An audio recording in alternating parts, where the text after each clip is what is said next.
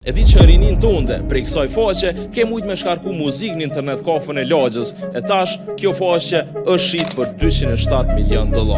What's the word? Për mirë apo për keq, Napster është ikonik sepse ka ndryshuar industrinë e muzikës përgjithmonë. Po çdo histori e ka edhe fundin.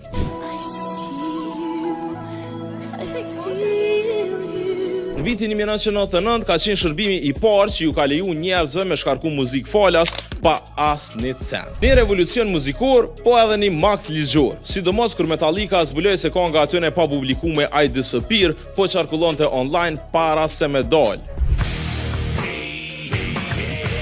Po tash, senet ka ndryshu me kohë. Napster është shit për $207 milion të startupi teknologjisë Infinite Reality, duke i riformsu aplikacionin si një platformë sociale muzikore që ka me shfrytzu inteligjencën artificiale. E qysh po shihet, krejt ideja është e fitime.